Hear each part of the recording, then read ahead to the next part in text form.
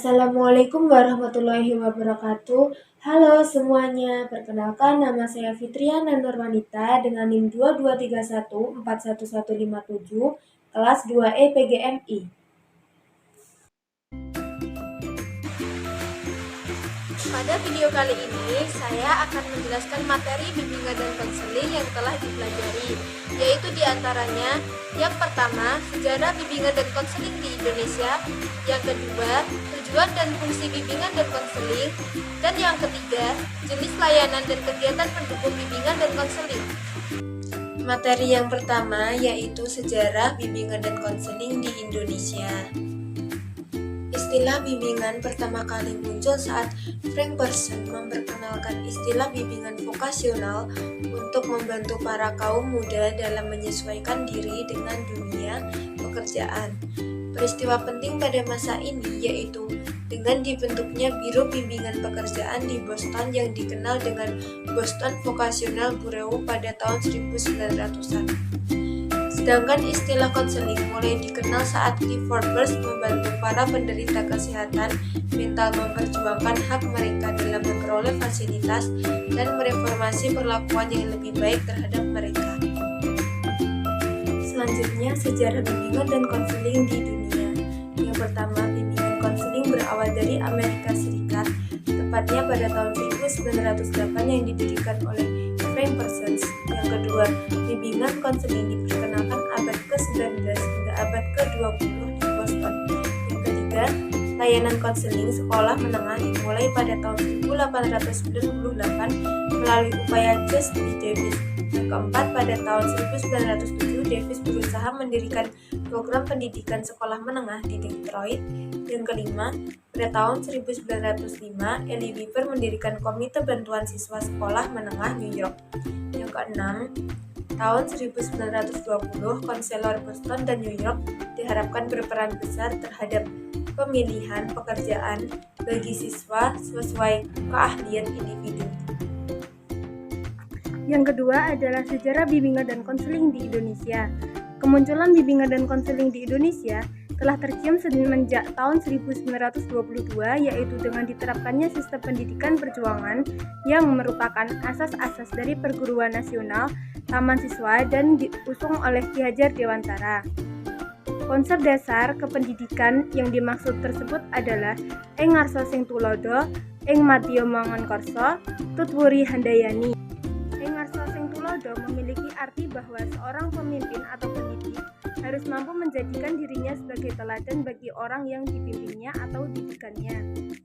Ing madya mangun karsa yang berarti bahwa seorang pemimpin harus mampu membangkitkan semangat untuk bertindak mandiri dan kreatif pada orang yang dipimpinnya.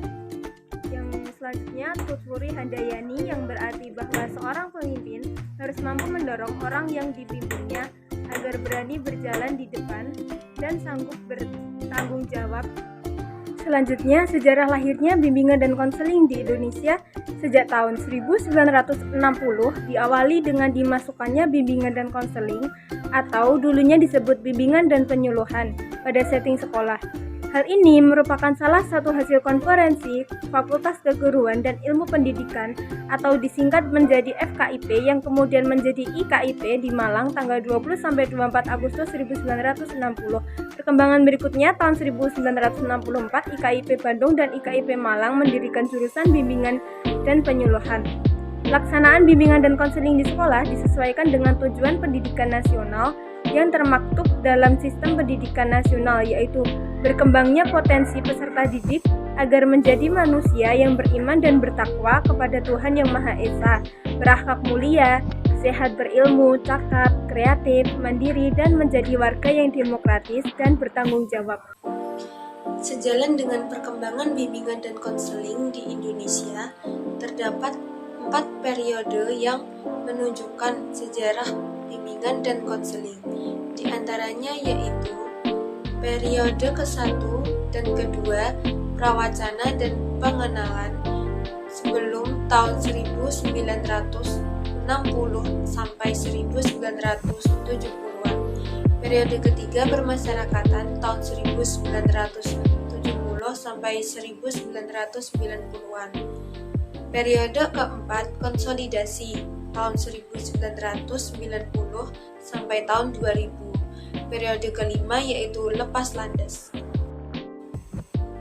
Materi selanjutnya yaitu tujuan dan fungsi bimbingan dan konseling.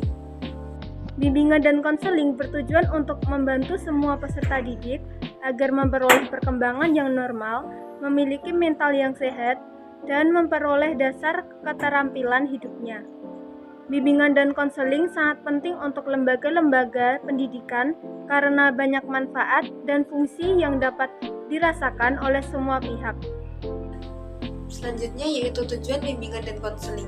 Tujuannya membantu individu dalam mencapai yang pertama kebahagiaan hidup sebagai makhluk Tuhan, yang kedua kehidupan yang produktif dan efektif dalam masyarakat, yang ketiga hidup bersama dengan individu-individu lain, yang keempat harmoni antara cita-cita mereka dengan kemampuan yang dimilikinya.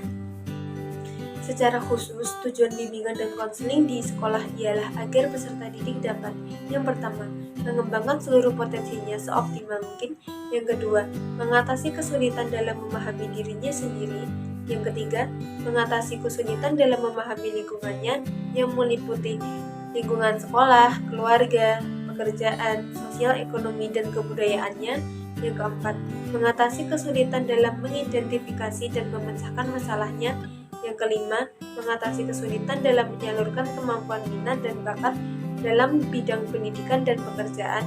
Yang keenam, memperoleh bantuan secara tepat dari pihak-pihak di luar sekolah untuk mengatasi kesulitan-kesulitan yang tidak dapat dipecahkan di sekolah tersebut.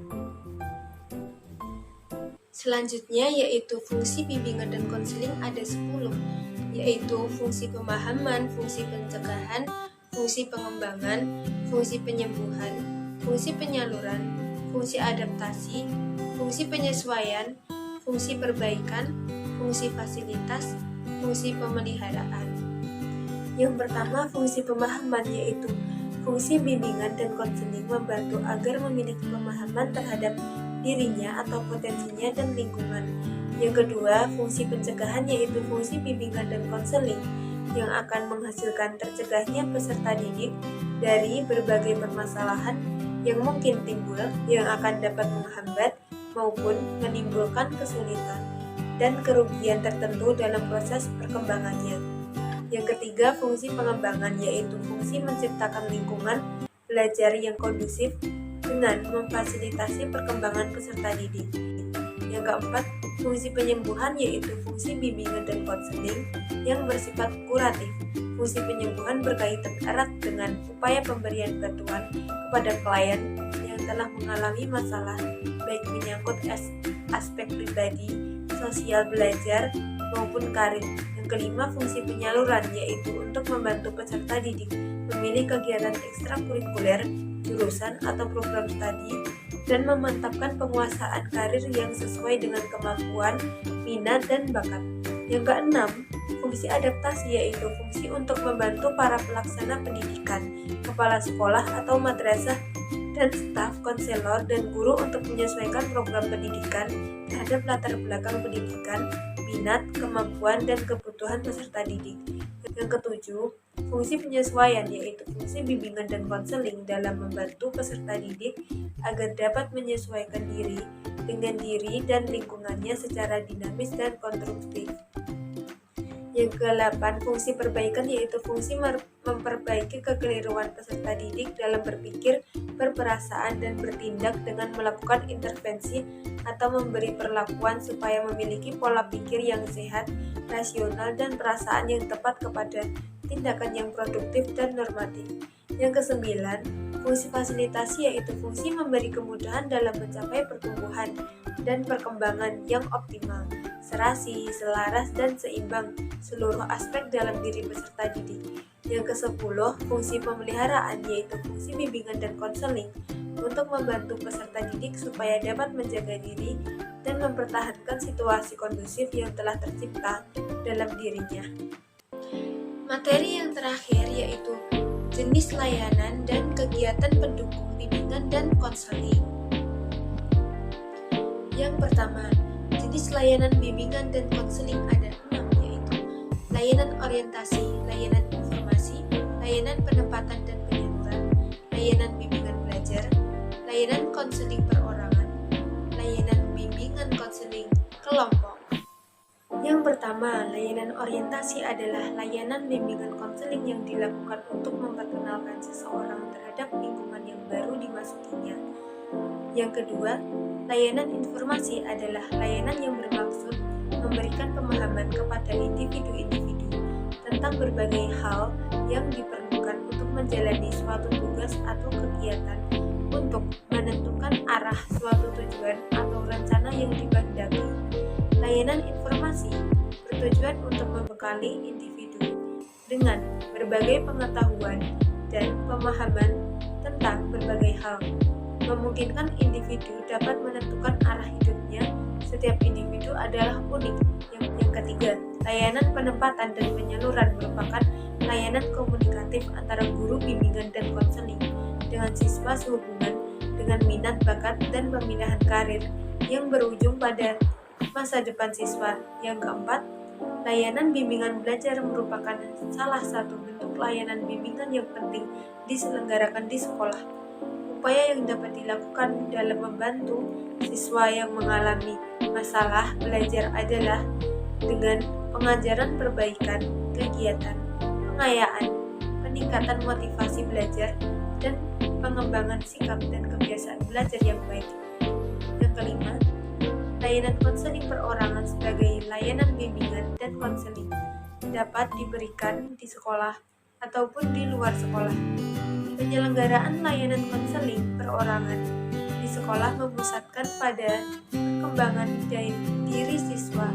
Dengan adanya layanan konseling perorangan, siswa diharapkan mampu mengembangkan potensi yang dimilikinya. Yang keenam, layanan bimbingan kelompok merupakan layanan bimbingan yang diberikan dalam suasana kelompok.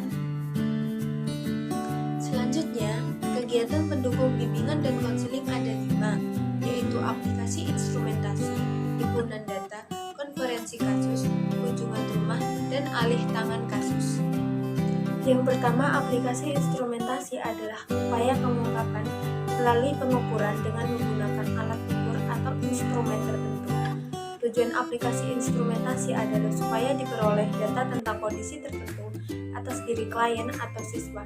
Yang kedua, himpunan data bermakna usaha-usaha untuk memperoleh data tentang peserta didik, menganalisis serta menyimpannya. Himpunan data bertujuan untuk memperoleh pengertian yang lebih luas, lebih lengkap, dan lebih mendalam tentang masing-masing peserta didik dan membantu siswa memperoleh pemahaman diri sendiri.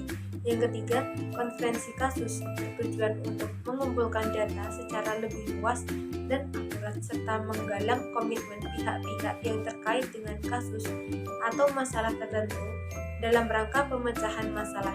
Yang keempat, kunjungan rumah adalah upaya mendeteksi kondisi keluarga dalam kaitannya dalam permasalahan individu atau siswa yang menjadi tanggung jawab pembimbing atau konselor dalam pelayanan bimbingan dan konseling.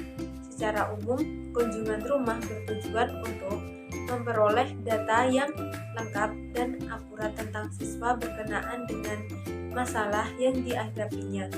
Secara khusus, tujuan kunjungan rumah berkenaan dengan fungsi-fungsi bimbingan. Yang kelima, alih tangan kasus adalah pelayanan untuk mengantarkan klien ke ahli yang benar-benar berkemampuan dan berkewenangan dengan pengentasan masalah klien. Alih tangan kasus bertujuan untuk memperoleh layanan yang optimal dan pemecahan masalah siswa lebih tuntas. Cukup sekian video penjelasan materi dari saya. Bila ada salah kata, mohon dimaafkan. Wassalamualaikum warahmatullahi wabarakatuh.